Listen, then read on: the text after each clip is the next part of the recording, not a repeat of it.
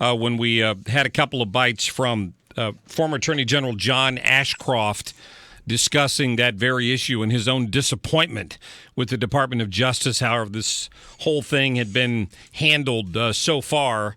And I was glad to see him out on the record commenting on that. Right now, we're joined by Jay Ashcroft, who is running for Secretary of State right now. Jay, how are you?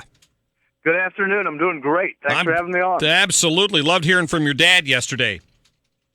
Yeah, he is just, as you put it, so disappointed with the politicalization of the Justice Department.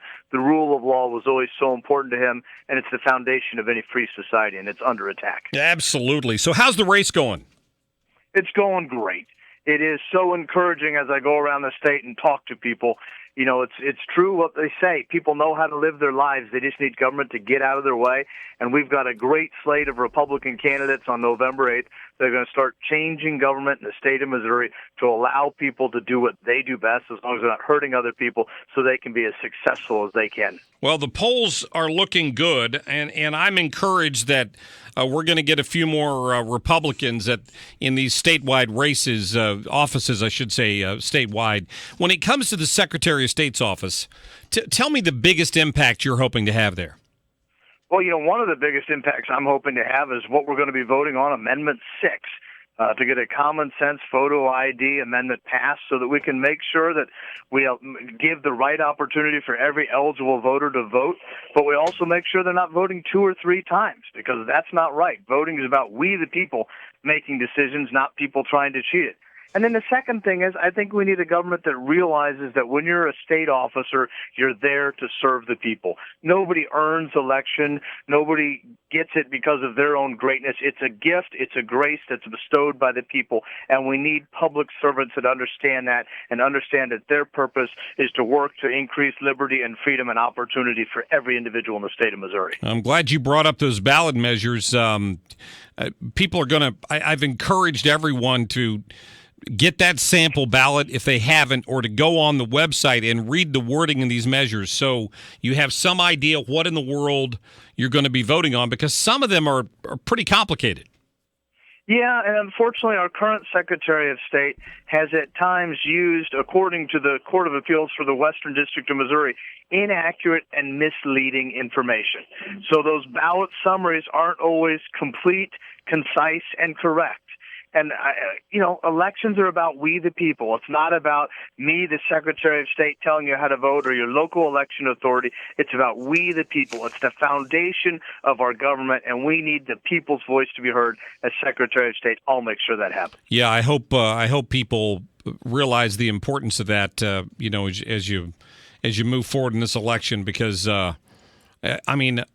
I'm used to reading through these things, but I really had to whittle down through a couple of them to kind of make sense of it. On purpose. Yeah. They want to confuse people, and that's wrong. That is wrong. So the voter ID bill has really been under, I can't believe how it's been under attack nationwide, and while the same time we're seeing evidence, and I'm not saying it's happening everywhere. I'm not a conspiracy theorist, but we're seeing evidence across the country of, when you're in an early voting period and you've got the guy on Project Veritas in New York saying, well, up here they just bus people from poll to poll and let them vote over and over again. Voter ID just simply eliminates the possibility of that happening.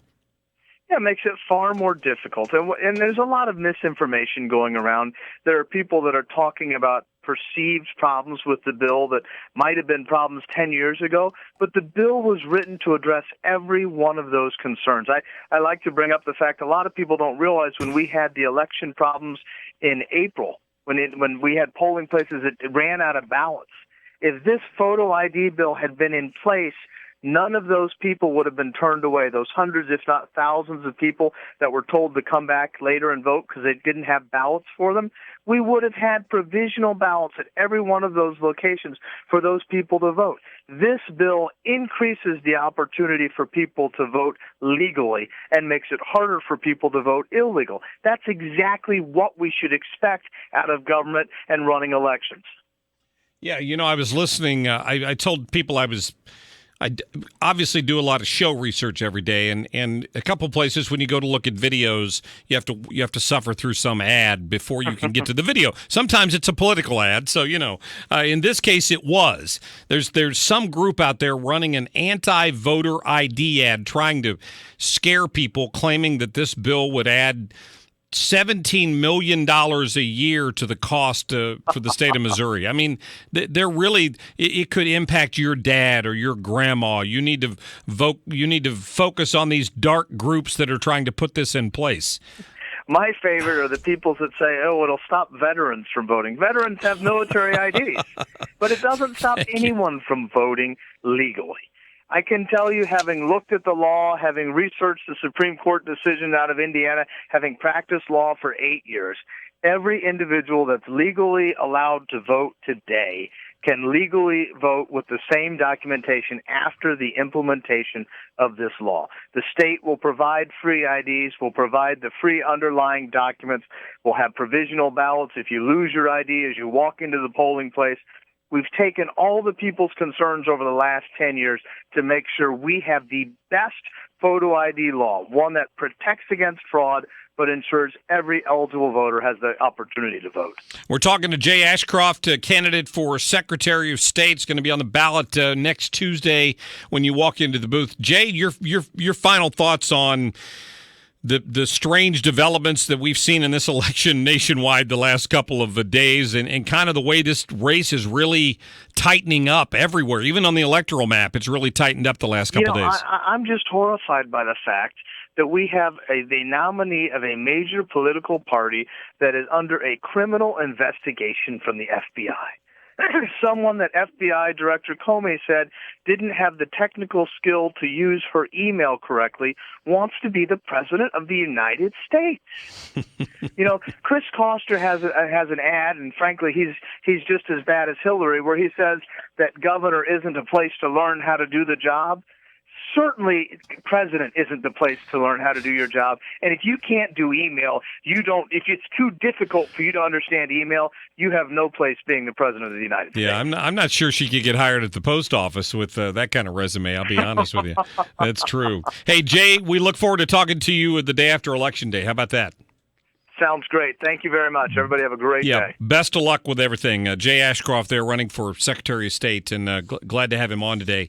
I wanted you to hear, if you missed it yesterday, what his dad, the former Attorney General, had to say about what's going on in our Department of Justice. At first, he said that he was just disgusted with it, and then he started commenting on some of the irregular activities going on within the Department of Justice. And recent reports like in the Wall Street Journal that allege that the Justice Department has denied investigative tools to be used in investigations related to the Clinton Foundation, and frankly, the absence of the use of tools that should have been used in the initial investigation of Hillary Clinton. No grand jury, the idea that there weren't subpoenas, that people were invited to testify, there were substantial grants of immunity to individuals.